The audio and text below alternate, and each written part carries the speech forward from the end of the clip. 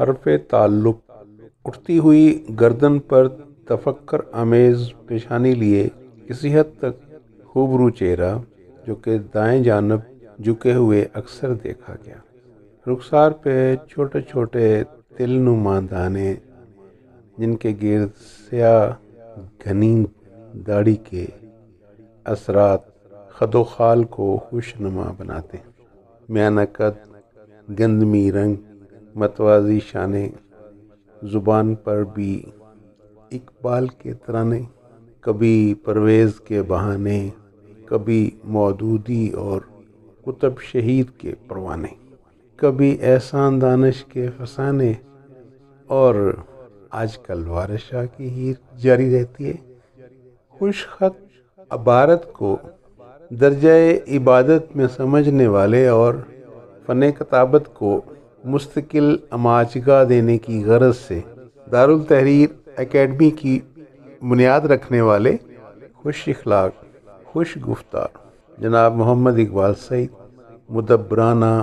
خوش نویس ہیں۔ خط کوفی کو نقد بنا کر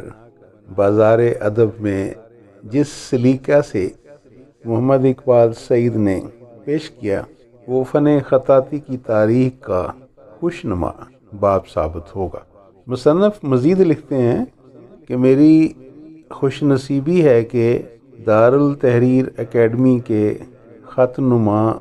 دائرہ میں کچھ عرصہ گزرا جو یاد خانہ میں روشنائی کی طرح روشن ہے۔ مجھے یہ اعتراف کرتے ہوئے مسرت ہو رہی ہے کہ میں نے اپنے حصے کا ادب دارالتحریر اکیڈمی کی ادیبانہ قد سے کشید کیا، جہاں ایک ایسا فنکار اپنے فن کا چراغ روشن کیے بیٹھا ہے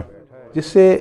مال و زر کی طمع نہیں، طمع ہے تو فقط یہ کہ ہر لکھنے والے ہاتھ کی حرمت اور ادب کو جانے، عبارت کی عمارت خوش نما بنائے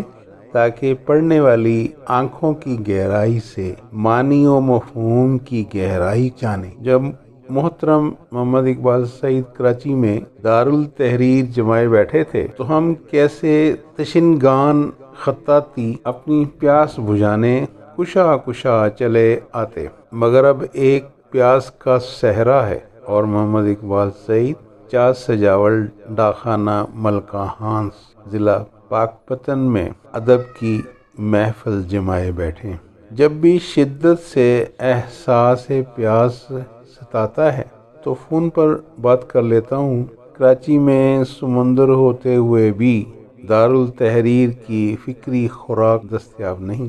جی ہاں، دارالتحریر اکیڈمی محض فن خطاطی کی اماجگاہ نہیں بلکہ علم و فکر کی ٹکسالی روایات کی پناہ گاہ بھی ہے۔ مصنف لکھتے ہیں کہ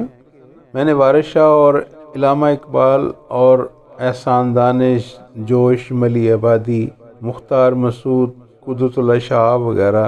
شعر و نثر کی فکری جولانیاں دارالتحریر کی فضا میں رقصاں دیکھی ہیں۔ محترم محمد اقبال سعید عربی، فارسی، اردو اور پنجابی زبان و ادب میں خاصی مہارت رکھتے ہیں۔ آپ اور ہم یہ جانتے ہیں کہ فنون لطیفہ کی طرح میلان طباع کی حساسیت پر دلیل ہوا کرتا ہے، اور یہ صورتحال بسا اوقات فنکار کو نرگسیوت کی آغوش میں لے کر معاشرے سے کاٹ کر رکھ دیتی ہے۔ اس طرح ہمارے معاشرے میں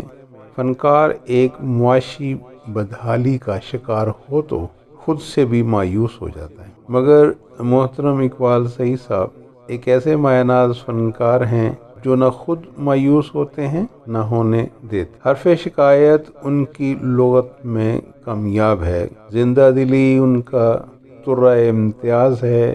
فن خطاطی کی آبیاری ان کی پہچان ہے، اور یہی دارالتحریر اکیڈمی کا حقیقی سرمایہ ہے۔ میری دعا ہے کہ اللہ تعالیٰ محمد اقبال سعید کو دارالتحریر اکیڈمی سمیت اپنے حفظ و امان میں رکھے۔